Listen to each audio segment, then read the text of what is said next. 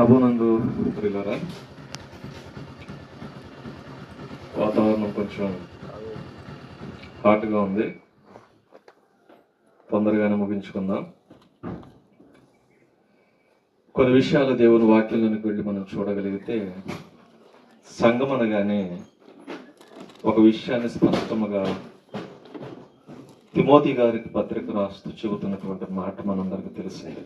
Timothy గారికి రాసినటువంటి మొదటి పత్రిక 3వ అధ్యాయం 15వ వచనంలో రాయబడుతున్నటువంటి మాట మనం చూసినప్పుడు,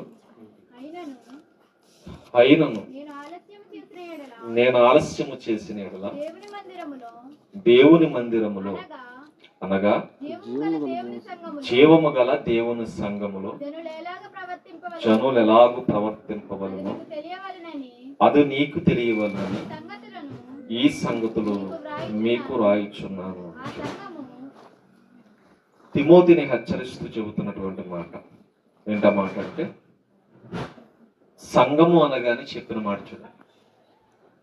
ఏదో మనకు క్యాజువల్గా ఉంటుంది, కానీ అదొక రఫ్ వార్నింగ్ కింద మనకు అనిపించాలి. వాక్యం ఎందుకు మనకు వార్నింగ్ అనిపించాలి? అదే దౌర్భాగ్యం. అది ఎలాంటి వార్నింగ్ అంటే, సంఘం అంటే ఏదో మన మధ్య ఉంది కదా అనుకోకండి,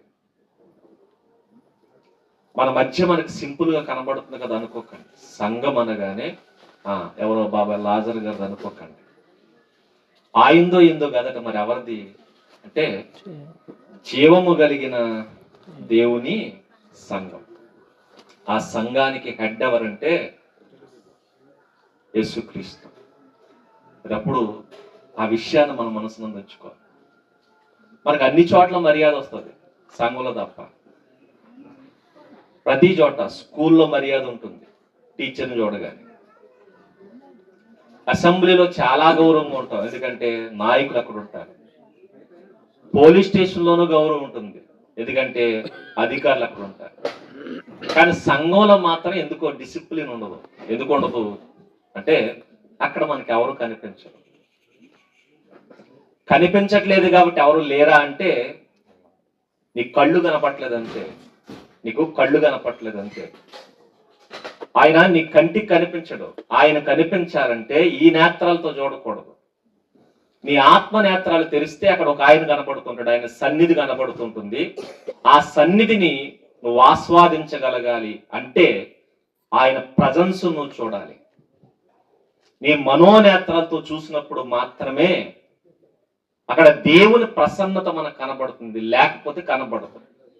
విచిత్రం ఏంటంటే, మనకి గోడలు కనబడతాయి, గోడల మీద రాసిన వాక్యాలు కనబడతాయి, గోడలకు వేసిన పెయింట్లు కనబడతాయి, తలుపులు కనబడతాయి, రేకులు కనబడతాయి తప్ప దేవుని మందిరంలో దేవుడు కనబడతాడు. అందుకే భయభక్తులు లేకుండా తయారైంది నేటి తరం.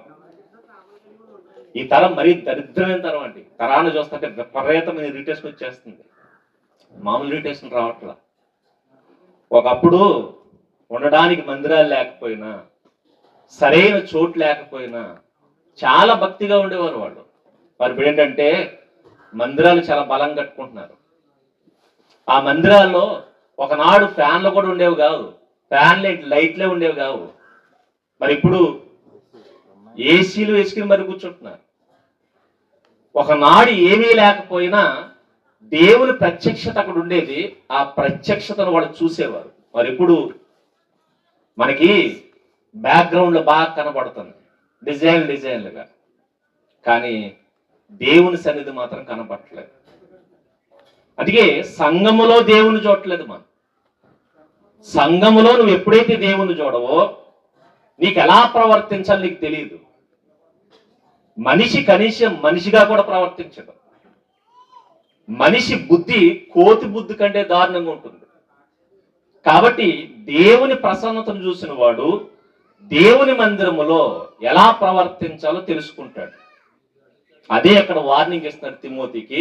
ఏమంటున్నాడంటే, దేవుని సంఘములో జనులు ఎలాగూ ప్రవర్తించవలెనో అన్నాడు. చూడండి, జనులే కాదు, అక్కడ నెంబర్ కింద రాశాడు, నీవెలాగూ ప్రవర్తించాలి. నడిపిస్తున్న నాయకుడి దగ్గర నుంచి క్రింద కూర్చుని వింటున్న విశ్వాసం వరకు ప్రతి ఒక్కడు ఎలా ప్రవర్తించాలో వాడి పాత్ర మేరకు ప్రవర్తించాలి, వాడి పరిధి మేరకు ప్రవర్తించాలి. అలా ప్రవర్తించకపోతే చాలా ప్రమాదం. అందుకే నువ్వెలా ప్రవర్తించాలో అని చెప్తున్నాడు. ఇలా వార్నింగ్ ఇస్తూ చెప్పిన మాట ఏంటంటే, సంఘం గురించి మరొక మాటను మాట్లాడుతాను చూడండి. ఆ సంఘం ఏమనుకుంటున్నావు అని మాట్లాడుతూ, ఆ సంఘం సత్యమునకు స్తంభము ఆధారం. సత్యానికి స్తంభం, సత్యానికి ఆధారం. స్తంభం అని మనకు తెలుసు కదా. ఇంకా చెప్పాలంటే, ఒకవేళ మేబీ స్తంభం అన్నా మనకి నార్మల్గా అర్థం కాదేమో. ఇంకా చెప్పాలంటే మీ అందరికి అర్థం కావడం చెప్తున్నా. ఈ తలందు చూశారు, ఈ శిరస్సు, ఈ శిరస్సుకి స్తంభం ఏంటంటే ఈ బాడీ. ఈ శిరస్సు పైన ఉండాలంటే దీనికి ఏం కావాలి? ఈ బాడీ కావాలి. ఈ బాడీయే దీనికి స్తంభం, ఈ బాడీయే దీనికి ఆధారం.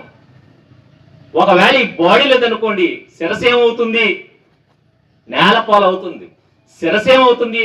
శిరస్సుకు ఆధారం ఉండదు, శిరస్సు పైకి ఎత్తబడదు. శిరస్సు పైకెత్తబడాలంటే ఖచ్చితంగా ఈ శరీరం ఉండాలి. అందుకే సంఘాన్ని దేహంతో పోల్చాడు, క్రీస్తుని శిరస్సుతో పోల్చాడు. అందుకే సత్యం అంటే ఎవరో కాదు, సత్యం అంటే ఆయన చెప్పిన మాట. ఏంటి ఆ మాట? ఐ ఆమ్ ద ట్రూత్ అన్నాడు. నేనే మరి పైగా నేను కూడా అండి. నేను కూడా అంటే అర్థం ఏంటి? నాతో పాటు ఇంకొక ఆయన ఉన్నారని. ఆయన ఆ మాట చెప్పలేదు, మరి ఏ మాట చెప్తాడు? నేనే అన్నాడు. నేనే. అందుకే ఆయనే సత్యం, ఆ సత్యానికి స్తంభం నువ్వెందుకున్నావు? నీ బాధ్యత ఏంటంటే ప్రభువును పైకెత్తడానికి, ప్రభువును నిలబెట్టడానికి, ప్రభువును సమాజానికి చూపించడానికి. అందుకే మీరు గమనించండి, శరీరానంతా మూసేస్తాం, ఏం కనబడుతుంది? ఫేస్ మాత్రం కనబడుతుంది. ఫేస్ మూసేదేవుడు తెలుసా? దొంగోడు మోస్తాడు. వ్యభిచారి మోస్తుంది. ఉసిగేసుకునేది ఎవరు తెలుసా? అయితే వాడు వ్యభిచారైనా అయి ఉండాలి, లేదా దొంగ అయినా అయి ఉండాలి. మంచోడు ఎప్పుడు ఫేస్ను చూపిస్తాడు, ఆ ఫేస్ అనేది కనబడుతుంది అందరికి. మంచోడు ఫేస్ను కనబరుస్తాడు, శరీరాన్ని మూసేసుకుంటాడు. వేశ్య ముఖాన్ని మూసేస్తుంది, శరీరాన్ని చూపిస్తుంది. ఇది వేశ్యకున్నటువంటి లక్షణం. కాబట్టి మీరు గమనించండి, ఇక్కడ చెబుతున్న మాట కూడా మనకు అర్థం కావాలంటే, సత్యములకు స్తంభం అంటే నువ్వే ఆ శరీరమై ఉండాలి. ఇప్పుడు మీరు ఆలోచించండి, చాలా సంఘాలు మనకు కనబడుతున్నాయి కదా. ఈ సంఘం ఆయిందేనా అనడానికి ఎలా తెలుస్తుంది నీకు? అంటే ముఖం చూసి తెలిసిపోతుంది కదండి అనొచ్చు. సరే, ప్రభు ముఖం ఎలా ఉంటుంది? ప్రభు ముఖం ఎలా ఉంటుంది అంటే తెలీదు. అందుకే ప్రభు యొక్క రూపాన్ని వర్ణించలేదు బైబిల్. ప్రభు యొక్క రూపాన్ని మళ్ళా ఎందుకు వర్ణించలేదండి? ప్రకటన గ్రంథంలో వర్ణించాడు కదా అనొచ్చు. ప్రభు రూపాన్ని భూమి మీద ఉన్నప్పుడు వర్ణించలేదు. ఎక్కడికి వెళ్ళిన తర్వాత? పరలోకం వెళ్ళిన తర్వాత వర్ణించారు. పరలోకం వెళ్ళిన తర్వాత వర్ణించిన వీళ్ళు భూమి మీద ఉండగా ఎందుకు వర్ణించలేదు? కన్ను నేరేడు పండ్లు లాంటి కళ్ళు అన్నారా? ఇలాంటివి ఏం చెప్పాలా? ఇంకా చెప్పాలంటే ఆయన రూపం గురించి ప్రవక్త గారు చెప్పిన మాట ఏంటి తెలుసా? మనం అపేక్షించినట్లు ఆయనకి ఏం లేదు, స్వరూపమైనను సొగసైనను లేదట. మీరు గమనించండి, ప్రభు చాలా మందికి ఎందుకు నచ్చడంటే, మనకు ఆకర్షించేది ఏంటి? స్వరూపము, సొగసు. అదే సొగసులు కావాలి చాలా మందికి. రూపాలు చూసి వచ్చే వాళ్ళు ఉంటారు, కానీ ప్రభువు దగ్గరికి రూపం చూసి రాకూడదు, సొగసు చూసి రాకూడదు. మరి ఏం చూసి రావాలి? ఆయనకి స్వరూపము ఉండదు, సొగసు ఉండదు. మరి ఏం చూసి రావాలంటే ఆయన గుణాలు కనబడాలి. అందుకే మాక్సిమం బైబిల్ అంతా మీరు గమనించండి, ఆయన గుణాలను మాత్రమే ప్రచురం చేయడానికి ప్రయత్నించారు. వాళ్ళందరూ దేవుని యొక్క గుణగణాలు చెప్పడానికి ప్రయత్నించారు. మోషే గారు అంటాడు, నిన్ను నేను చూడాలి అని. దేవుడు అంటాడు, నా మంచితనం అంతా నీకు చూపిస్తాను. ఈయన అడిగింది ఏంటి, ఆయన చెబుతుంది. విషయం చూడండి ఎలా ఉంటుందో. ఈ విషయాలను మనం అర్థమైతే ఆయన ఎలా మనం తెలుసుకోవాలి అంటే, ప్రభు సంఘాన్ని గుర్తించడంలో మనం చెయ్యాల్సిన పని ఏంటంటే, సంఘములో ప్రభు గుణాలు కనబడాలి, ప్రభు లక్షణాలు కనబడాలి. చాలా మంది ప్రభు ఫోటో పెట్టేసుకున్నారు అంతే. మీరు గమనించండి, ఈ ముఖం, ఈ శిరస్సు ఉందే, ఈ శిరస్సు ఈ శరీరానికి సెట్ అవుతుంది. ఈ శరీరానికి, నా శరీరానికి సెట్ అవుతుంది. ఈ తలకాయ తీసుకెళ్ళి ఏ కుక్క పెట్టారనుకుని సెట్ అవుతుందా? అవదు. ఈ తలకాయ తీసుకెళ్ళి కుక్కకు పడితే కుక్క మనిషి అయిపోతుందా? మనిషి తలకాయ తీసుకెళ్ళి ఏ కుక్కకు పెట్టినా, ఏ పశువు పెట్టినా పశువు మనిషి అయిపోతుందా? అవదు. ఈరోజు చాలా మంది ప్రభు ఫేస్ పెట్టేసుకుంటున్నారు అంతే. కానీ బాడీ అంటే తెలుసా? బాడీ ఏంటి? ఆడు బతుకు కుక్క బతుకు, తలకాయ మాత్రం క్రీస్తుది అంటున్నాడు. ఆడు బతికేమో కుక్క బతుకు, ఆడు బతికేమో దరిద్రమైన బతుకు, కానీ ఫేస్ చూపించాడు తెలుసా? నేను ఎవరు? నేను క్రైస్తవుడిని. నువ్వు క్రైస్తవుడు కాదు, నువ్వు క్రైస్తవుడు. క్రీస్తు యొక్క లక్షణాలు కలిగిన వాడు మాత్రమే క్రైస్తవుడు. ఈరోజు చాలా మంది వాళ్ళ బాడీలు ఏంటంటే రకరకాలు కనపడుతున్నాయి. ఇవన్నీ చెప్తే వాళ్ళు ఏడుస్తారు. నీకు అర్థం కావడం చెప్తున్నాను. అందుకే ప్రభు తలకాలు పెట్టేసుకున్నారు అంతే. పెట్టుకుని మేము ఎవరి తాలూకా? క్రీస్తు తాలూకా అన్నారు. కానీ నీ వెనక ఉందే ఆయన అన్నాడు. ఎందుకంటే ఆ లక్షణాలు ఆయన బిబ్లికల్ లాంగ్వేజ్ ఇది. పంది లక్షణాలతో పోల్చాడు. పంది, కడగబడిన పంది బురదలోకి దొరుకుతుంది, కుక్క కక్కింది. చాలా మంది మీరు గమనించండి, ఇవే లక్షణాలు ఉన్నాయి, కానీ పేరేంటి? క్రైస్తవుడు. అయ్యగారు చచ్చుకొచ్చేస్తారు, తర్వాత బయటికి వెళ్ళి వీడు వదిలేసిందే తింటా ఉంటాడు. ఏ రోజైతే వదిలేసి వచ్చాడో దాన్ని తింటాడు. మీరు గమనించండి, కుక్క కంటే దరిద్రం పంది.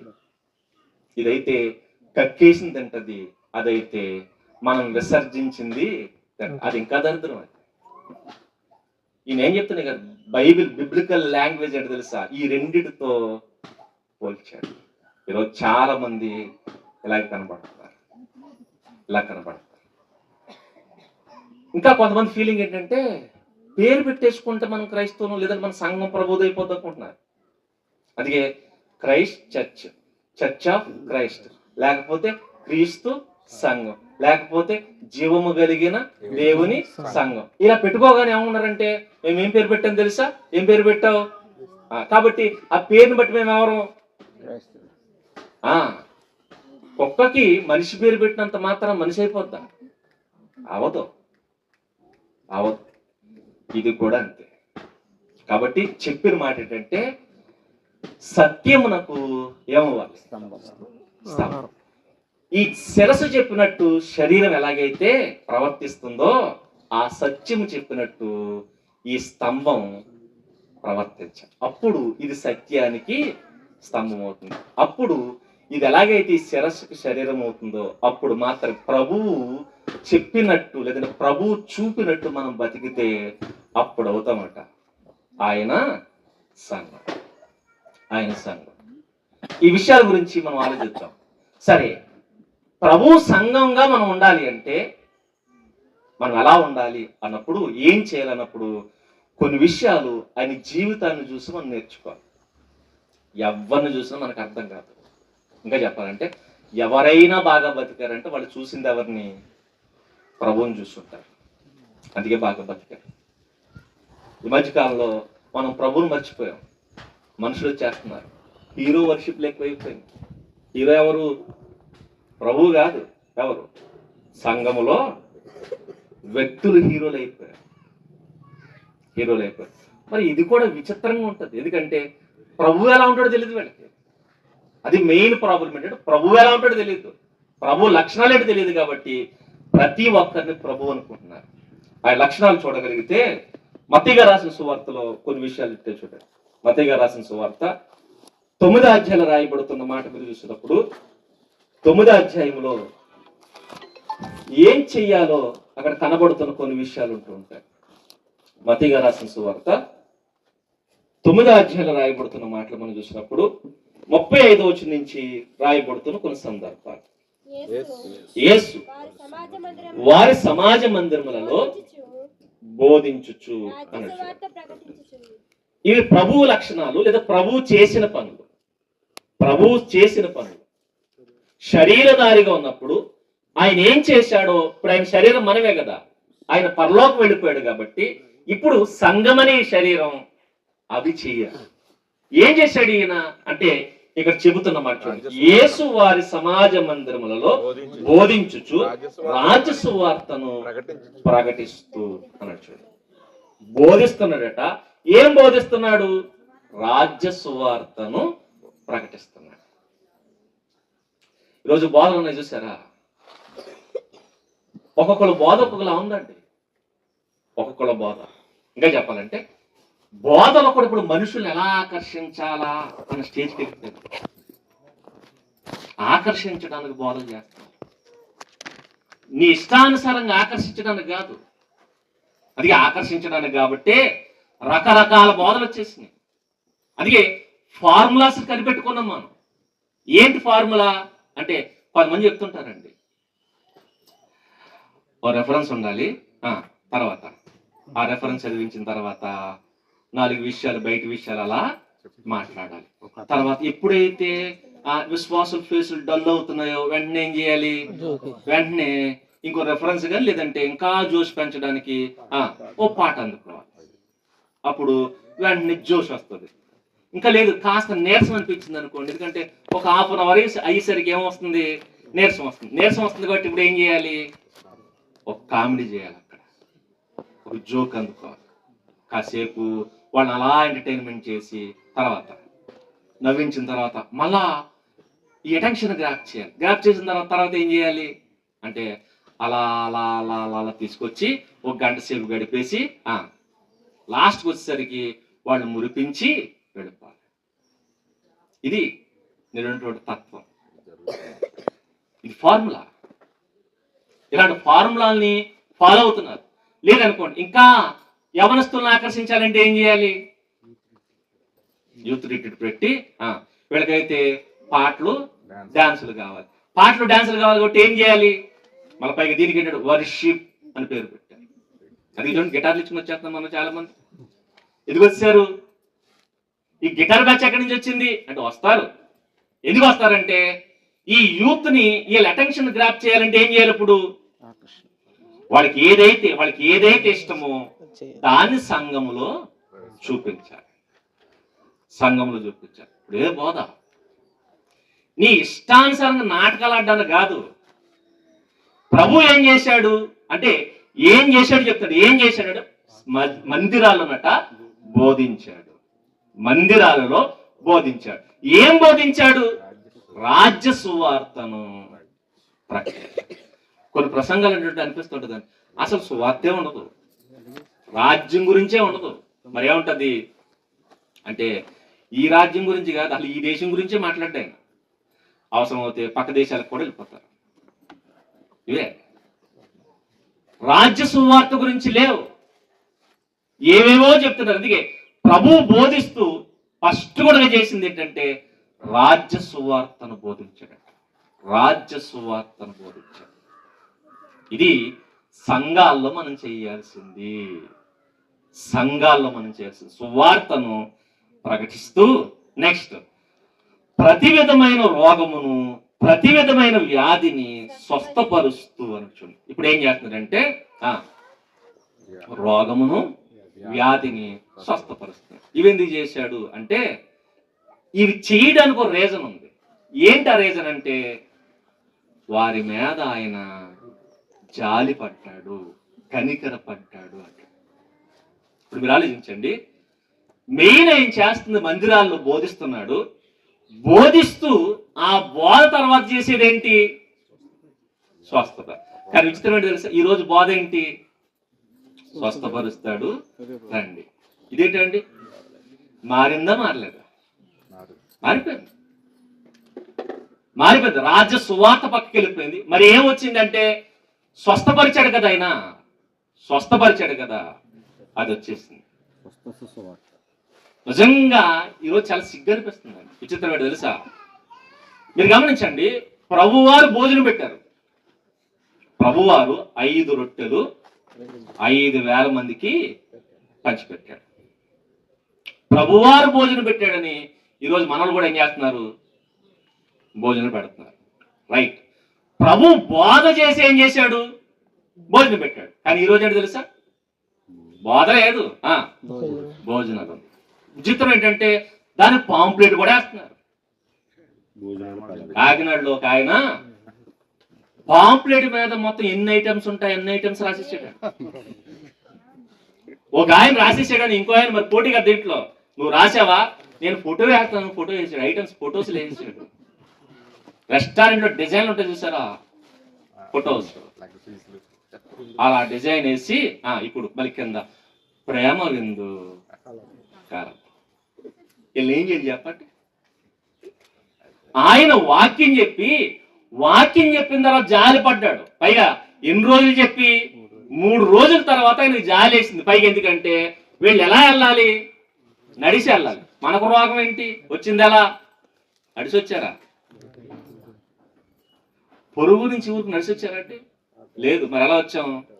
నేను కారు వేసుకొచ్చాను, ఇంకొక ఆయన బైక్ వేసుకొచ్చాడు, ఇంకొక ఆయన ఆటో వేసుకొచ్చాడు. మనకి వెహికల్స్ ఉంది. మరి వాళ్ళు ఎలా వచ్చారు? నడిచి వచ్చారు. ఎలా వెళ్ళాలి? నడిచి వెళ్ళాలి. పైగా మనకులాగా ఎన్హెచ్ఏ లేవు, అప్పుడు నేషనల్ హైవేలు లేవు. మరి ఏమున్నాయి? ఘాటు రోడ్లు, కొండలు ఎక్కి దిగాలి, లోయల్లో దిగి మరి పైకి ఎక్కాలి. కాబట్టి ప్రభు వారి మీద జాలిపడి ఇలా వెళితే వీళ్ళు ఏమైపోతారు? మోర్చిపోతారు. ఇంటికి వెళ్ళే లోపు సొమ్ము సిల్లిపోతారని జాలిపడి భోజనం పెట్టాడట. మరి ఇప్పుడు ఓ చోట ప్రత్యేక ఆకర్షణ ప్రేమ విందని నా ఫోటో వెళ్ళదండి, నా పేరేసి ప్రత్యేక ఆకర్షణ ప్రేమ విందు దాన్ని హైలైట్ చేశాడు. వాక్యం కలదని పెట్టలా. మరి ఏం కాలదు? నాకు సిర్రెత్తుకుంది. ప్రత్యేక ఆకర్షణ ఎవరు ఇప్పుడు? విందా? వాక్యం కాదా? వాక్యం కాదా? ఇది దరిద్రం. చూడండి, ఆయన వాక్యం బోధించిన తర్వాత స్వస్థత చేశాడు. కానీ ఇప్పుడు అంటున్నారు స్వస్థపరుస్తాడు రండి. ఆయన వాక్యం బోధించిన తర్వాత భోజనం పెట్టాడు. ఇప్పుడు అంటున్నారు భోజనాలు ఉన్నాయి రండి. ఏంటిది? ఏంటిది? లేదు, ప్రేమ కొలది పెడుతున్నావు, పెట్టు, తప్పులేదు. ఇంకా నాకు అర్థం కదా, కొన్ని చోట్ల ప్రభువుని మించి వెళ్ళిపోతారు వాళ్ళందరూ. ప్రభువు ప్రేమించినట్టు ప్రేమించండి, మీరు దాటేకండి, ఎక్స్ట్రా చేయకండి. ప్రభువు ప్రేమించినట్టు ప్రేమించండి. ప్రభు వాక్యం బోధించిన తర్వాత భోజనం పెట్టాడు. ఇప్పుడు చాలా మంది చర్చలు మీరు గమనించండి, భోజనాలు ఎప్పుడు? మళ్ళీ పైగా పేరేంటి తెలుసా? షుగర్లు ఉన్నాయండి, మీకు ఉంటాయి. ఎందుకు వచ్చినాయి? మనకి ఎలా తయారయ్యాం కాబట్టి షుగర్లు బీపీలు వచ్చినాయి. నువ్వు నాడింగ్ ఉంటే రావు. షుగర్లు ఉన్నాయండి, బీపీలు ఉన్నాయా? సరే, షుగర్ ఉంటే ఏం చేయి? నువ్వు ఆకలి కాకపోతే రోడ్డు పక్కన బిస్కెట్ ప్యాకెట్ దొరుకుతాయి, తెచ్చుకో. వాక్యం అయ్యేదాకా ఏం తిను? బిస్కెట్ ప్యాకెట్ తిని కూర్చో, నోరు మూసుకుని. బయటకు వెళ్తా కూర్చోవా? మనకి ఎక్కడికి వచ్చేసరికి నీరసాలు వచ్చేస్తా అనుకుంటున్నారు? మందిరానికి వచ్చేసరికి నీరసం, ఎక్కడే షుగర్ వస్తుంది, ఎక్కడే బీపీ వస్తుంది. బయట సినిమాకి వెళ్తే మాత్రం 3 గంటల సేపు ఏమీ రాదు. బయటికి వెళ్తే జర్నీలో ఉన్నప్పుడు, పెళ్లికి వెళ్ళినప్పుడు, అంటే పెళ్లికి దినాలకి వెళ్తే మీకు షుగర్ ఉందని 11ంటికి పెట్టేస్తారు మీకు భోజనం. ఆడాడతాడు. అక్కడ బెంచి ఖాళీ అయ్యేంత వరకు ఏం చేయాలి? వెనకాల కుర్చీ పట్టుకుని నిలబడాలి. అది 2 అయినా 3 అయినా. మరి అక్కడి నుంచి రాలేదు మీకు షుగరు అంటే అక్కడ రాదు, ఇక్కడే వస్తుంది. ఎందుకంటే ఇక్కడ నాటక ఇలా అయిపోయింది. అది మనకి ఆయన క్రమం చెప్పాడు. మనం అనుకుంటూ ఉంటాం అక్రమం అంటే ఏదో అనుకుంటాం. ఇదే అక్రమం. ఏంటది? ఇదే క్రమం. క్రమం ఏంటి? బోధ చేయి, మిగిలిన తర్వాత మిగిలిన. మీరు అందుకే ఈరోజు చూడండి, ఈ స్వస్థపరచడం అనేది సేవ. సేవ దాని ట్రస్ట్ అనుకోండి. కానీ ఈరోజు ఏమైపోయింది తెలుసా? బోధతో పాటు సేవ ఉండాలి. కానీ ఈరోజు ఏమైంది? సేవ ముందుకు వచ్చేసింది, బోధ వెనక్కి వెళ్ళిపోయింది. బోధ వెనక్కి వెళ్ళిపోయింది. మీరు ఎప్పుడు బోధ చాలా ప్రాముఖ్యమైనది. ప్రభు ఫస్ట్ పీట దేనికి ఇచ్చాడు తెలుసా? బోధకేశాడు. బోధకేశాడు. బోధ లేకుండా నువ్వు 100 చేయి ప్రభు అంటాడు, అది అక్రమం. అది అక్రమం. మళ్ళా బోధ నీ ఇష్టానుసారమైన బోధ కాదు. ఏ బోధ అంటే రాజ్య సంబంధమైన బోధ. రాజ్య సంబంధమైన బోధ. ఈ రాజ్య సంబంధమైన బోధ ఎందుకంటే బైబిల్ని రకరకాలుగా ఆలోచించిన వాళ్ళు ఉన్నారు. రకరకాల ఎవడు ఫార్ములాకు తగ్గట్టుగా వాడు ఆలోచించి వాడు సంబంధించిన పాఠాలు తీసేసుకున్నారు. కానీ బైబిల్ మీరు గమనించండి, బైబిల్ బోధించేది ఆది కాండం నుంచి ప్రకటన గ్రంథం వరకు పరలోక సంబంధమైన బోధను దేవుడు రాసి ఉంచాడు. ఇది ఎప్పుడు మన బోధలో కనపడాలి. రాజ్య సంబంధమైన బోధ. రాజ్య సంబంధమైన బోధ ఇక్కడ అదే కనపడుతుంది చూడండి. బోధ నెక్స్ట్ సేవ. కొందరు ఉంటారు బోధ ఉంటుంది కానీ వీళ్ళ దగ్గర సేవ మాత్రం ఉండదు. ఇది రెండో టైప్. మీరు గమనించండి, బోధ చేస్తున్నాడు, రెండవది సేవ చేస్తున్నాడు. ప్రతి రోగి దగ్గరికి వెళ్ళి వాళ్ళు ఏం చేశాడట? స్వస్థపరిచాడు. రెండు చాలా ప్రాముఖ్యమైనది. బోధ ఒకటే సరిపోదు, మళ్ళా రెండవది సేవ. సేవ ఈ సర్వీస్ కూడా మనం చేయాలి. ఆ సర్వీసే భోజనం పెట్టడం సర్వీస్, ఓ రోగిని పరామర్శించడం సర్వీస్, ఒక రోగి కోసం ప్రార్థన చేయడం సర్వీస్. ఇదంతా సర్వీస్ లెక్క వస్తుంది. ఒకటి బోధ ఉండాలి, రెండవది సేవ ఉండాలి. ఈ రెండు ఉండాలి. ఈ రెండు ఏం చేస్తున్నాడు? తర్వాత మళ్ళీ ఏం చేస్తున్నాడట? స్వస్థపరచుచు సమస్త పట్టణముల యందును గ్రామముల యందును సంచారము చేసాను. ఇప్పుడు నేను అడుగుతున్నా, సంచారం చేయవలసిన అవసరం వచ్చిందండి ప్రభువుకి?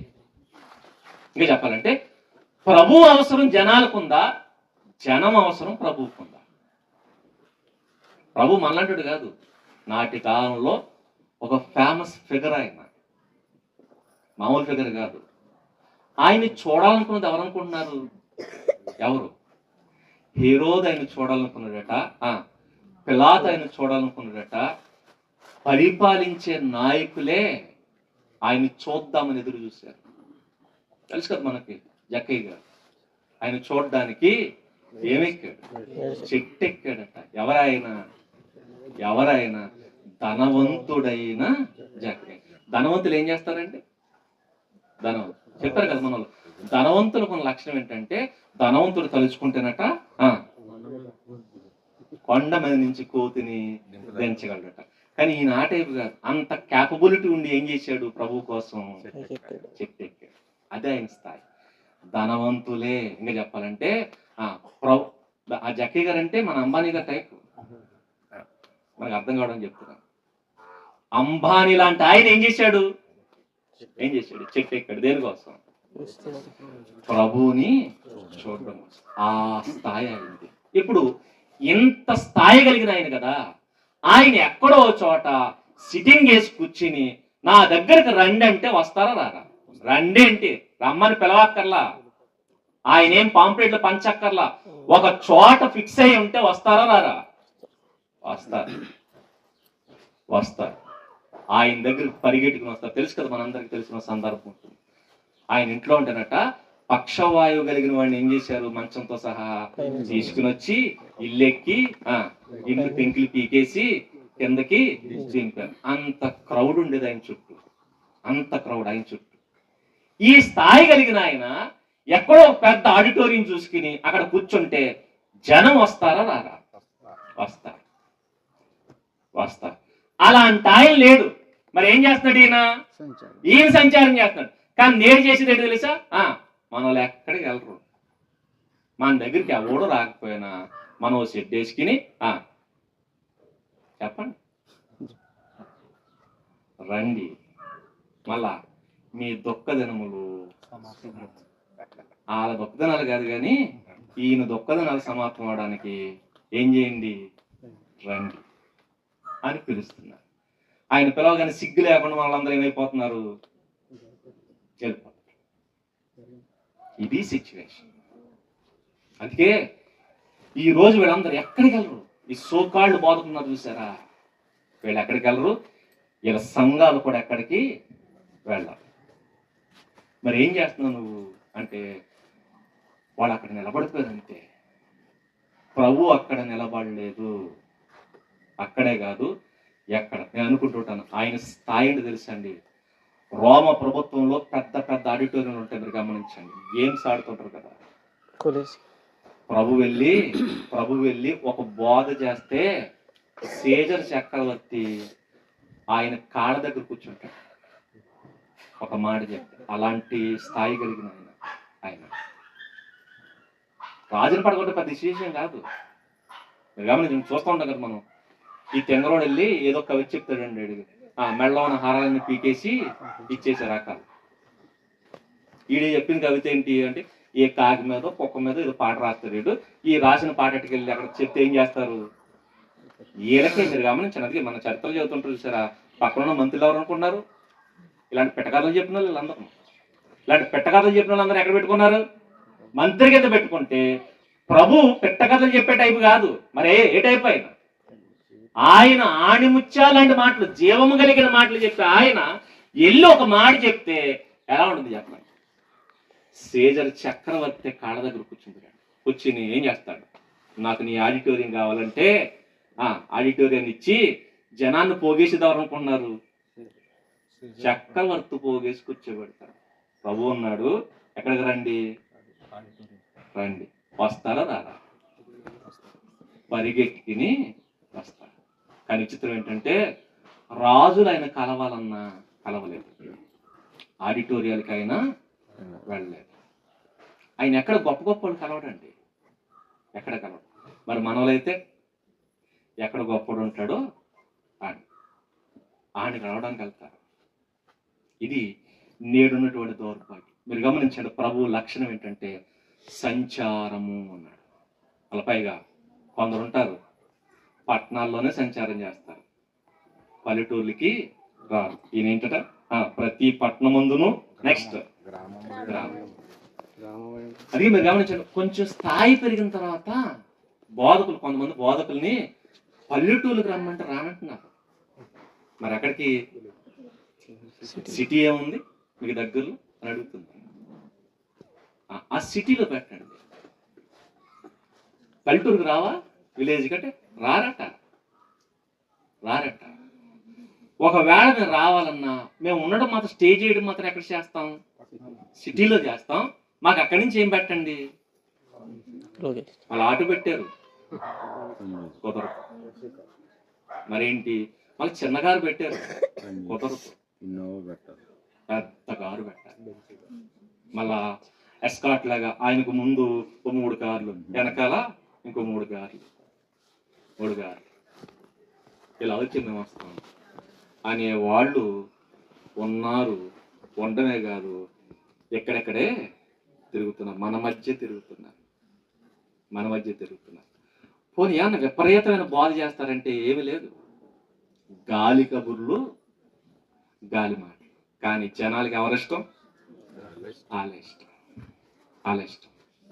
కానీ ఆ స్థాయి కలిగిన ఆయన ఏం చేశాడు తెలుసా, ప్రతి పట్టణమందును ప్రతి గ్రామమందును సంచారము చేశాడు. ఇప్పుడు ప్రభు దగ్గరికి అందరూ వస్తారు, పిలిస్తే కాదు, పిలవకపోయినా వచ్చే స్థాయి కలిగిన ఆయనే వెళ్ళాడంటే ఇప్పుడు చెప్పండి మనం ఏం చేయాలి.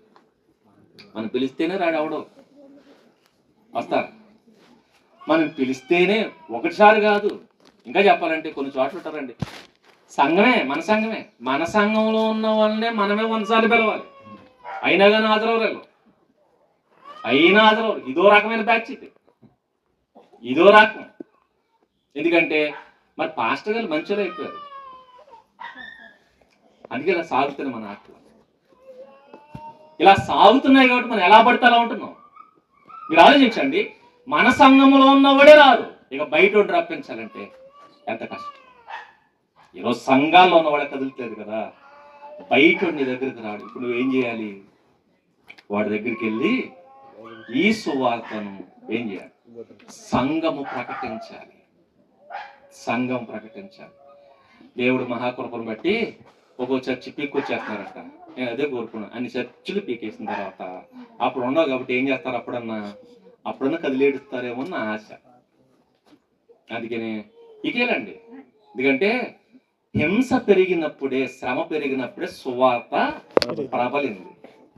కనీసం ఇప్పుడైనా, ఎందుకంటే సుఖాలు పెరిగిపోయినాయి క్రైస్తవులకి సుఖాలు పెరగకూడదు, అస్సలు పెరగకూడదు. క్రైస్తవ్యం పుట్టిందే శ్రమల ద్వారా, క్రైస్తవ్యం పెరిగింది శ్రమలలో. ఇప్పుడు సుఖపడిపోతుంది కాబట్టి ఇప్పుడు ఉన్నది నాకు తెలిసి 99% క్రైస్తవ్యం కాదు. ఆ 1% బయటకు వస్తుంది. ఎప్పుడు వస్తుంది అంటే ఈ శ్రమల మధ్య బయటపడతాం. ఈ శ్రమల మధ్య ఆయన సంచారం చేస్తూ తిరిగేటట్టు చూడండి. సంచారం చేస్తూ తిరిగేటట. ఇప్పుడు చూడండి, ఆయన సమూహములను చూచి వారు కాపర్లేని గొర్రెల వలె విసిగి చెదరి ఉన్నందున వారి మీద కనికరపడు. ఇప్పుడు చూడండి, ఆయన సమూహాన్ని చూడగానే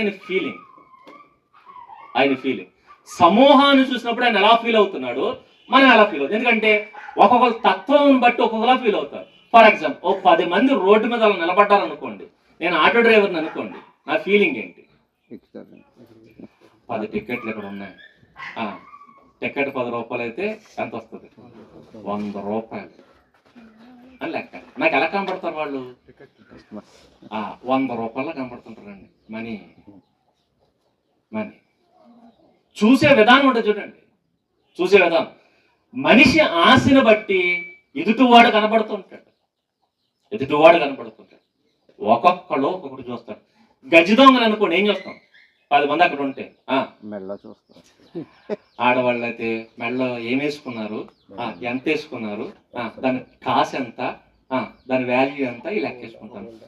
మగాళ్ళకైతే పరస ఎత్తుగా ఉందా లేదా, డల్లుగా ఉందా, జోబులు కత్తిరించడానికి పని చేస్తారా, పని చేయరు.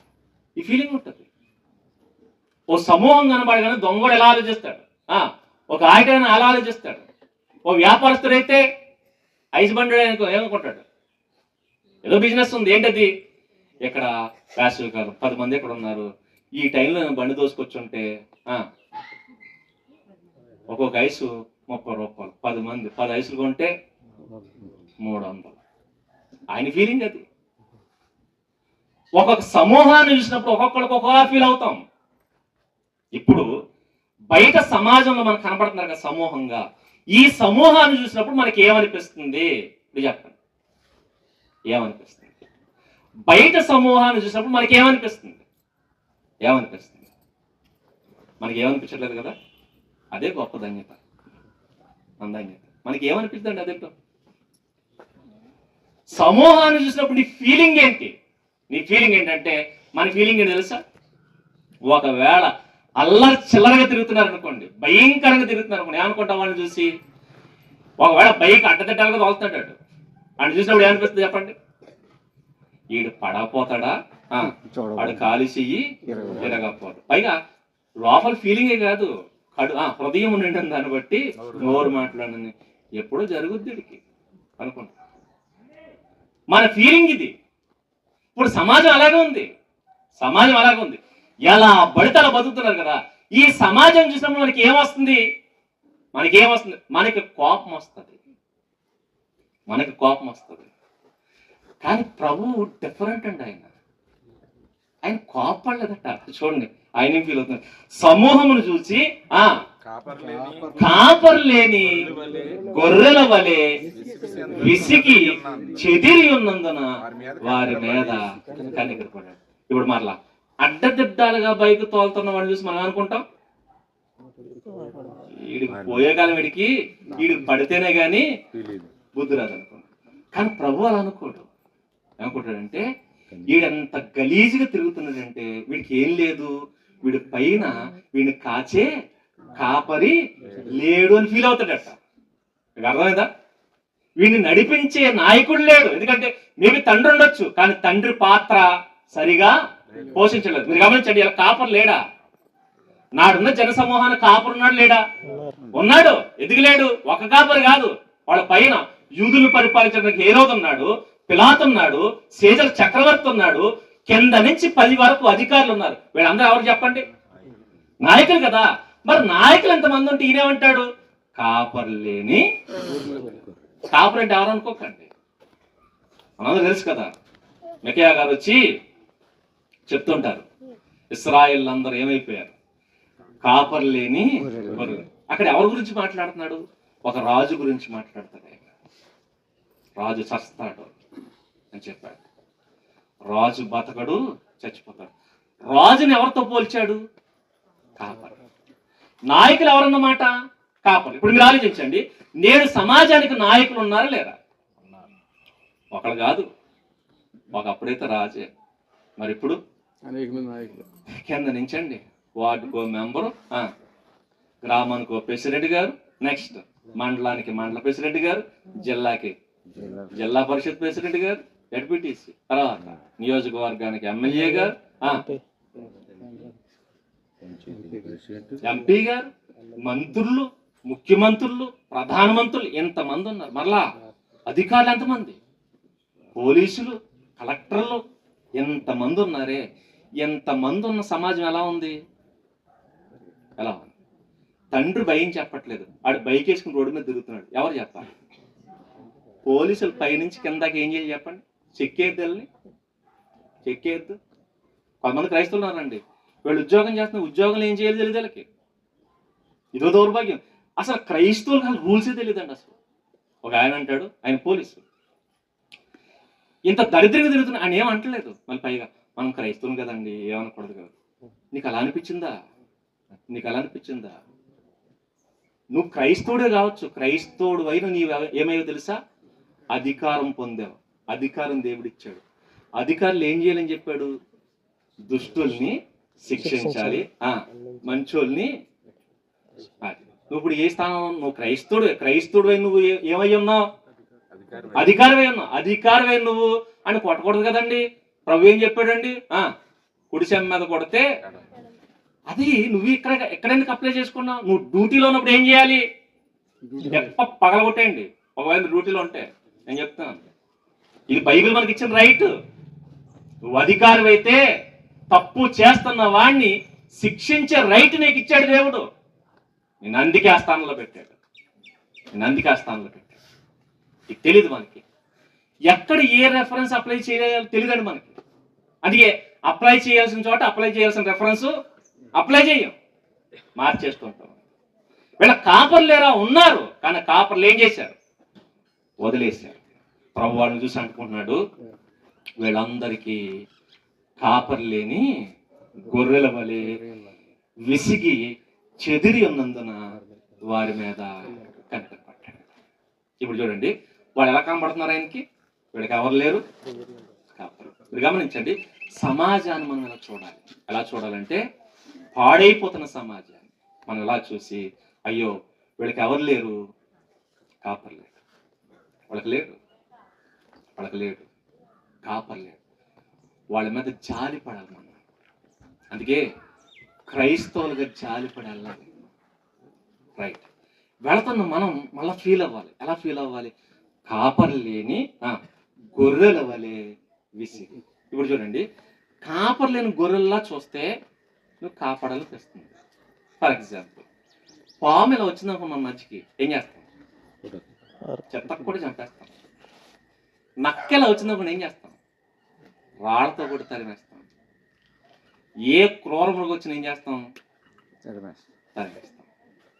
అలా కాకుండా కాపర కలిగిన క్రూర మృగం వచ్చిందనుకోండి, ఏం చేస్తాం?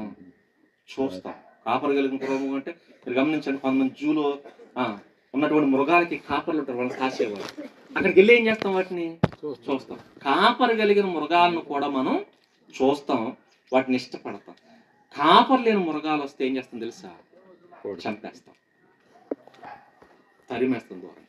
ఇప్పుడు అలా కాదు, గొర్రె వచ్చింది అనుకోండి మన మధ్యకి, కాపరు లేని గొర్రె వచ్చింది అనుకోండి, ఏం చేస్తాం? కట్టేస్తాం. ఎందుకు? ఇది మనకు ఉపయోగపడుతుంది. ఇప్పుడు చెప్పండి, సమాజంలో ఈ మనుషులందరినీ చూసినప్పుడు అరే వీళ్ళందరూ గొర్రెలరా అనిపించదు మనకి ఎప్పుడన్నా? లేదు. మరి ఏమనిపిస్తుంది? అందుకేనండి ఒకప్పుడు మిషనరీలు ఎలా చూశారు తెలుసా? మిషనరీ ఎలా చూశారంటే, ఎలా చూశారు? ఇలా గొర్రెలు వీళ్ళందరినీ ఏం చేయాలి? కట్టేసి వీళ్ళకి ఏమివ్వాలి? కాపరయ్యి ఏం చేయాలి? దాన్ని మేపి తర్వాత దాని నుంచి వచ్చే సొత్తుని, లాభాన్ని మనం పొందాలి అనుకున్నారు. సేవకుడు ఎప్పుడు ఎలాగే చూడాలి సమాజాన్ని? సమాజం ఎలా చూడాలి తెలుసా? బయట దారి తప్పుతున్న వాడు ఎవడైనా సరే, దారి తప్పి తిరుగుతున్న వాడు ఎవడైనా సరే నీ కంటికి కనబడాల్సింది ఎలాగో తెలుసా? ఎలా? వాడొక గొర్రె. గొర్రె వాడిని గొర్రెగా చూడు, తీసుకొచ్చి ఏం చేయాలనిపిస్తుంది? కాపర్లేని గొర్రె ఎలా ఉంటుందండి? శుభ్రంగా ఉండదు. తీసుకొచ్చి ఏం చేయాలి? శుభ్రం చేసి జాగ్రత్తగా కట్టేసి దాన్ని మేపితే ఏమొస్తుంది? అది నీకు పాలిస్తుంది. నెక్స్ట్ దాని ఒంటి మీద ఉన్నటువంటి బొచ్చిస్తుంది. ఇవన్నీ నీకేమవుతాయి తెలుసా? నీకు లాభం. నీకు లాభం. మరి మనలా చూస్తాం, ఈడో మృగం ఆడో మృగం, అందరం మృగాలే. మరి నువ్వు మన ఏదో పెద్ద ఉత్తమం లాగా. మీరు గమనించండి, దేవుడు మనకు పెట్టిన పేరేంటి తెలుసా? గొర్రెలు. అందుకే మనందరం ఏళ చేస్తున్నారు సార్, అందరూ గొర్రెలు గొర్రెలు అని. గొర్రెలని ఏళం చేస్తున్నారు. వాళ్ళకి పెట్టిన పేరేంటి తెలుసా? ఏంటి? తోడేళ్ళు, గుంట నక్కలు, ఇంకా బురద పందులు. ఇవి చెప్తే చచ్చిపోతారు. మనల్ని ఏదో అనుకుంటున్నారు. ఈ చిత్రం ఏంటంటే, ఒకప్పుడు మనం కూడా ఎవరు? తోడేళ్ళని ఏం చేశాడు? మార్చి గొర్రెని చేశాడు. ఒకప్పుడు తోడేలు. ఈ తోడేలు జనం మధ్యకి వస్తే ఏం చేస్తారు? జనం అందరూ తరిమేసే తోడేల్ని గొర్రెగా మార్చి ఇప్పుడు గొర్రెలందరూ మనుషులందరూ ఇష్టపడేటట్టుగా చేశాడు. ఇది మనకి బిరుదది. ఒకప్పుడు గుంట నక్కలు, మనం నక్కల్ని ఏం చేశాడు? సాధు జంతువులుగా మార్చాడు. ఇది బెనిఫిట్ అన్న సంగతి తెలియట్లేదు అందరికి. ఏదో హేళనుకుంటున్నారు. ఎటకారం ఎలా ఉంది? మనకు అలా కనబడతారు. ఆలే కాదు, మనం కూడా ఒకప్పుడు అలాగే. మన బతుకు కూడా మనం తోడేళ్ళం, మనం గుంట నక్కలం. మనం అలాంటి మనల్ని ప్రభు ఎలా చూశాడు తెలుసా? గుంట నక్కలుగా చూడలేదు, తోడేళ్ళగా చూడలేదు. మరి అలా చూశాడంటే ఏం చూశాడు? కాపర్ లేని గొర్రెలు అని చూసి మనకు ఆయన కాపరయ్యాడు. కాపర ఏం చేశాడు? మన జాగ్రత్తగా సాకటం మొదలుపెట్టాడు, మన మేపడం మొదలుపెట్టాడు. సమాజాన్ని మనం ఎలా చూడాలి? మళ్ళా సంఘం ఏం చేయాలి? సమాజాన్ని ఎలా చూడాలి? ఎలా చూడాలి? కాపర్ లేని గొర్రెల వలె. వీళ్ళు విసిగి ఏమైపోయారట? ఎందుకు అలా ప్రవర్తిస్తారు తెలుసా? మీరు గమనించండి, కాపర్ ఉన్నది కాముగా ఉంటుంది, కాపర్ లేనిది వైల్డ్గా బిహేవ్ చేస్తుంది, రూడ్గా బిహేవ్ చేస్తుంది. ఏ జంతువు అయినా మీరు గమనించండి, కాపర్ కలిగింది అణుకుగా ఉంటుంది, కాపర్ లేదు ఎలా ఉంటుంది? రాక్షస, రూడ్గా బిహేవ్ చేస్తుంది. అది వైల్డ్గా బిహేవ్ చేస్తుంది. వాళ్ళు వైల్డ్గానే బిహేవ్ చేస్తారు. లోకంలో ఉన్న మనుషులందరూ ఎలా బిహేవ్ చేస్తారు? వైల్డ్గా బిహేవ్ చేస్తారు, క్రూరంగా బిహేవ్ చేస్తారు. కానీ అప్పుడు కూడా మనం చూడాల్సింది తెలుసా? వీటికి ఏం లేదు, కాపరి లేడు అని. ఎందుకు నువ్వు చూడాలి అంటే, నువ్వే వాటికి కాపరవ్వాలి. ఎవరు అవ్వాలి? పాస్టర్ గారు అవుతారు అనుకోకండి. ఇది బాప్తిజం తీసుకున్న ప్రతి ఒక్కరి బాధ్యత. ప్రతి ఒక్కరి బాధ్యత. ప్రతి ఒక్కరి బాధ్యత. చాలా మంది ఏమనుకుంటారంటే, అవన్నీ ఎవరు చూసుకుంటారు? పాస్టర్ గారు చూసుకుంటారు. మరి నువ్వేం చేస్తావు? అయితే పరలోకం పాస్టర్ గారు వెళ్తారు, నువ్వేం చేయి? ఇంక మనకి వేరే మార్గం లేదు, డైరెక్ట్గా వెళ్ళిపోవడమే కాదు. కొంతమందికి అసలు బాధ్యత ఉండదండి. సంఘముగా నీ బాధ్యత తెలుసా? ఒకవేళ నువ్వు చెయ్యలేకపోతే చేయించండి. నువ్వు వాక్యం చెప్పలేవా? చెప్పాయిన దగ్గరికి ఏం చేయాలి? తీసుకొచ్చి కూర్చోబెట్టాలి. మనం కూర్చోబెట్టాం, చేస్తాం. మరి ఎలాంటి వీటికి పిలవడానికి నోరు రాదు. మరి మిగిలిన వీళ్ళు బలి పిలుస్తారండి. వీటికి సినిమాకి వెళ్దాంరా, తర్వాత పెళ్లికి వెళ్దాంరా, దినానికి వెళ్దాంరా, సమాధిలోకి వెళ్దాం రా అని పిలవండి. ఎవరో సావడానికి వెళ్ళేటప్పుడు కూడా కోట తీసుకెళ్తారు ఎవరో. కానీ ఎక్కడ తీసుకురారు? మందిరానికి మాత్రం. మరి ఏమనుకుంటారు తెలుసు, చివరికి కట్టుకున్న భర్తను కూడా తీసుకురారు అనుకున్నాను. మరి ఏమనుకుంటారంటే ఎక్కడే వీడితో పడలేకపోతాం, పరలోకం ఎందుకు అనుకుంటున్నారేమో. మరి ఫీలింగ్ అంటే నాకు అర్థం కాదు. పిల్లల్ని తీసుకురారు, భర్తను తీసుకురారు, వీళ్ళు మాత్రమే ప్రజెన్స్ అని చెప్పి వెళ్ళిపోతారు అంతే. ఇది సిచ్యువేషన్. ఇలా కాదు, ఇది ప్రతి ఒక్కరి బాధ్యత. సమాజాన్ని సంఘం ఎలా చూడాలి అంటే వీళ్ళందరూ కాపర్లు లేని గొర్రెల వలె ఏమైపోయారు, విసిగిపోయారు కాబట్టి అలా బిహేవ్ చేస్తున్నారు. విసిగి చెదరి ఉన్నందున వారి మీద కనికరపడ్డట, జాలి పడ్డం మొదలుపెట్టి. చూడండి, ఆయన కనికరపడ్డాడు, మరి మనకి కోపపడతాం. చూసారు, ఆయనకి మనకున్న వ్యత్యాసం. ఇప్పుడు చెప్పండి, ఒకవేళ మనకు కోపం వస్తుందంటే ఈ బాడీ ఎవరిది? క్రీస్తు శరీరం. ఇది క్రీస్తు శరీరం మాత్రం కాదు. క్రీస్తు బాడీ అవుతూ ఒకలా ప్రవర్తిస్తుంది. ఏం ప్రవర్తిస్తుంది అంటే లోకాన్ని చూసినప్పుడు కనికరపడుతుంది. ఎంతగా కనికరపడుతుంది తెలుసా? సిలువ మీద ఆయన మేకులు కొట్టి చంపేస్తుంటే ఆ మేకులు కొట్టిన వాడిని చూసి అంటుంది ఆ శరీరం, తండ్రి వీరేమి చేయించున్నారు, వీరెరుగరు గనక వీరిని క్షమించు అంటుంది. మరి ఈ రోజు బాడీ ఏమంటుంది తెలుసా? వీరిని శిక్షించండి. We want justice. నాకు న్యాయం కావాలా? తర్వాత చట్టానికి చెవులు లేవు, చేతులు లేవు, దిక్కుమాలి నినాదాలు చేస్తున్నారు మనందరూ. ఇది కాదు, ఇది ఆయన బాడీ కాదు. ఆయన బాడీ అవుతూ ఒకలా ప్రవర్తిస్తుంది. ఎలా ప్రవర్తిస్తుంది అంటే కనికరపడుతుంది. మరలా తోడేళ్ళను సైతం, క్రూర మృగాలను సైతం చూసి కనికరపడుతుంది, చాలి పడుతుంది. ఎందుకంటే ఆయన అలాగే చూస్తున్నట్ట. అలాగే కాదు, ఇంకో మాట అన్నాడు చూడండి. ఇంకా ఎలా చూస్తాడో ఊహించుకుందాం. ఇంకేమన్నాడు రాయబడుతున్నమాట 38వ వచనం.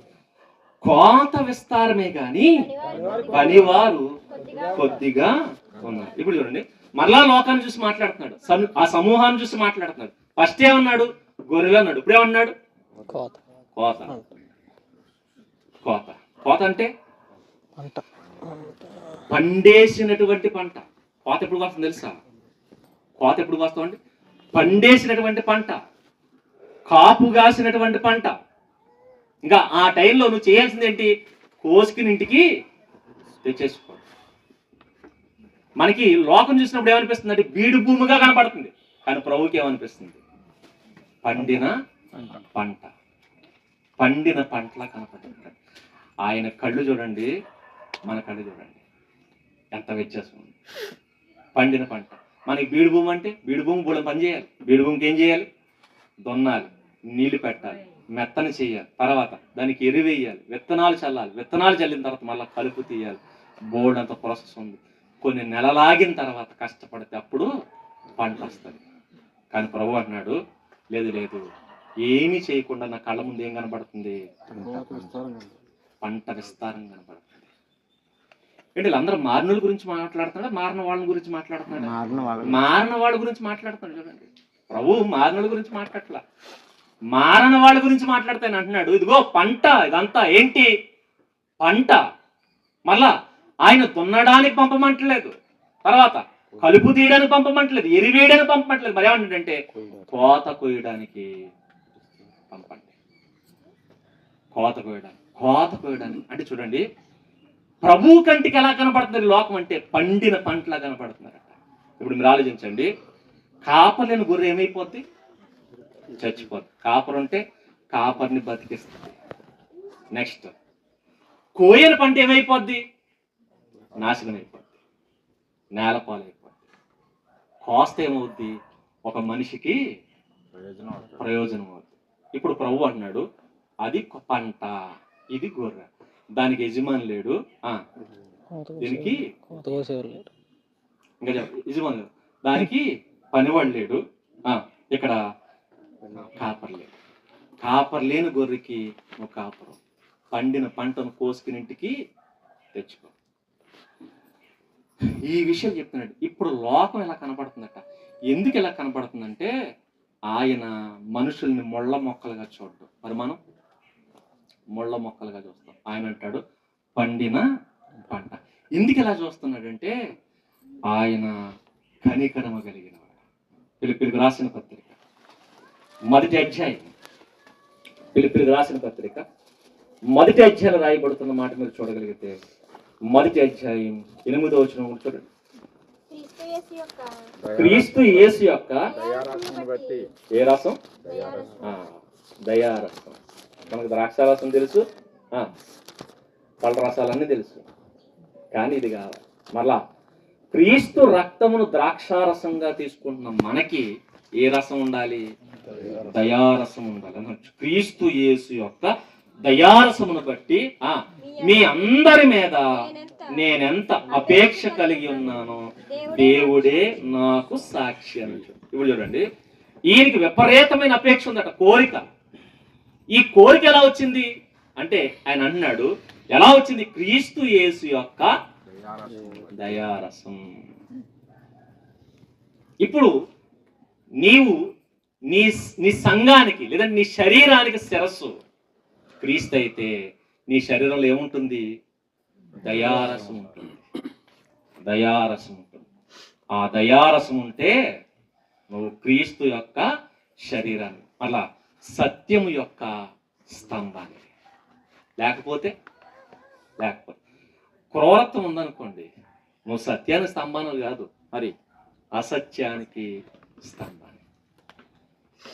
ఆయన గొర్రెపిల్ల, లోక పాపమును మోసుకొని పోవు గొర్రెపిల్ల.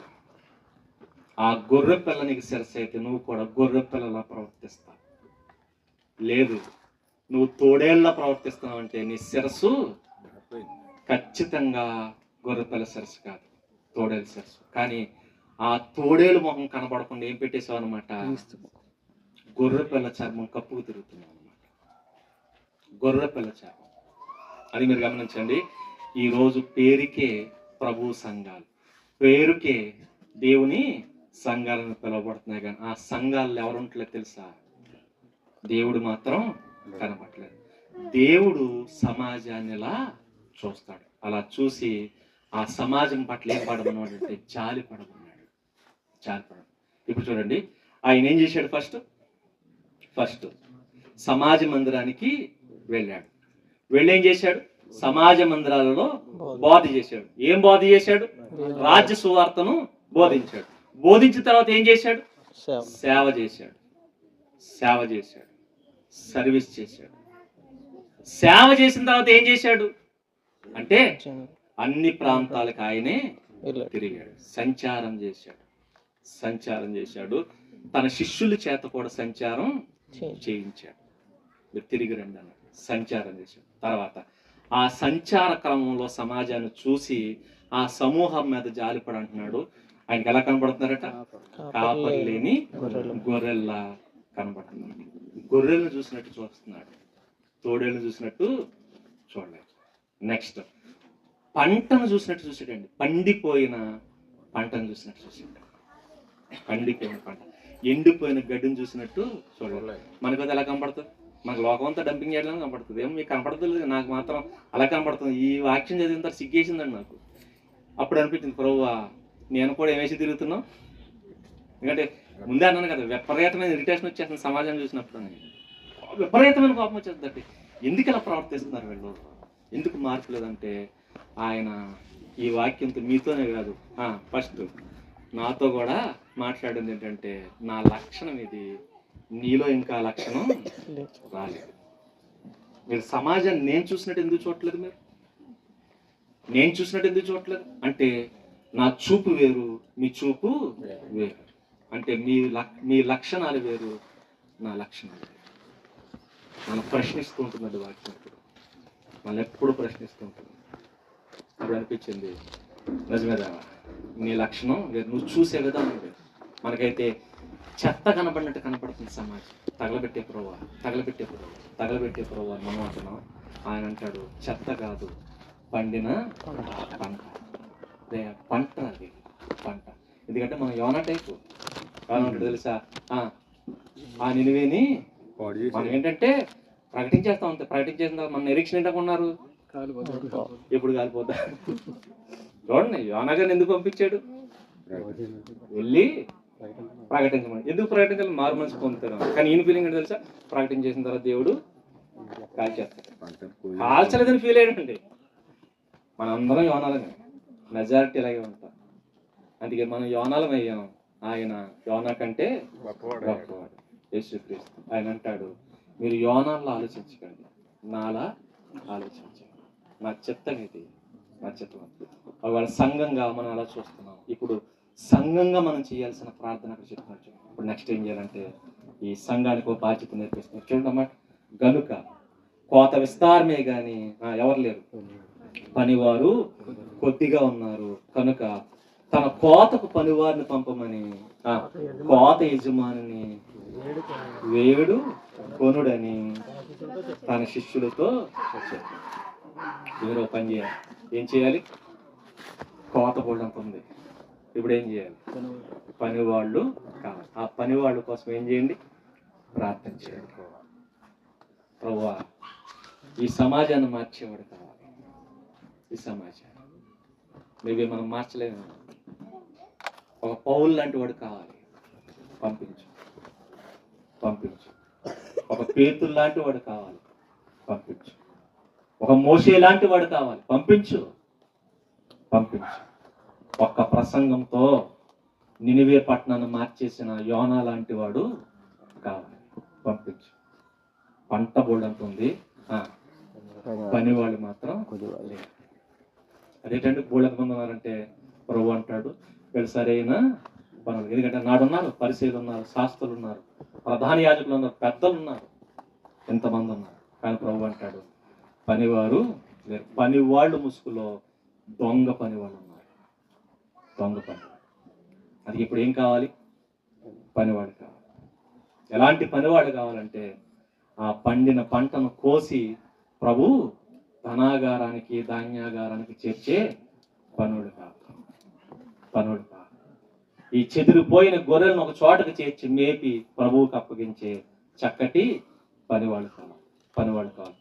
ఎప్పుడు మనం చేయాల్సింది ఏంటి చెప్పండి, సంఘం ప్రార్థన చేయాలి. ఏంటంటే సమాజం కాపర్ లేని గొర్రెలు. ప్రభువా, నాయకులు ఉన్నారు, నాయకులకి ఏమీ తెలియదు. నాయకులు కూడా కాపర్ లేని గొర్రెలు పడే ఉన్నారు. నాయకులు కూడా నడిపించే నాయకుడు మన ప్రభు. అందుకే వాళ్ళకి సరిగా తెలియదు. అందుకే వెచ్చలవిడిగా సమాజాన్ని వదిలేస్తున్నారు. మోషే లాంటి నాయకులు కావాలి, అహరోన్ లాంటి నాయకులు ఎక్కువైపోయారు, ప్రజలను వదిలేసే నాయకులు ఎక్కువైపోయారు. మాకు మోషే లాంటి నాయకుడు కావాలి. ఇలా ప్రార్థన చేయాలట. ప్రార్థన చేస్తే ప్రభు ఏం చేస్తారు, ఇప్పుడు పనివాళ్ళని పంపిస్తారు. ఆయన పనివారిని పంపించి ఆ పనివారి చేతన పనిని కోయించుకుంటాడు. కాబట్టి ఇది మనం చేయాల్సిన ప్రార్థన. ఇది సంఘం యొక్క బాధ్యత. మళ్ళా ఏముంది, నెంబర్ 1, సమాజ మందిరాలలో బోధ. సమాజ మందిరాల్లో బోధ ఉండాలి. ఆ బోధ కూడా రాజ్య సంబంధమైన బోధ ఉండాలి. నెక్స్ట్, సర్వీస్ ఉండాలి. రోగులకి, అనాథలకి, బేదలకి సేవ చేయాలి, సర్వీస్ చేయాలి. అలా చేస్తూ సంచారం చేయాలి, తిరగాలి. ప్రతి గ్రామానికి, ప్రతి పట్టణానికి మనం వెళ్ళేటట్టు ఉండాలి.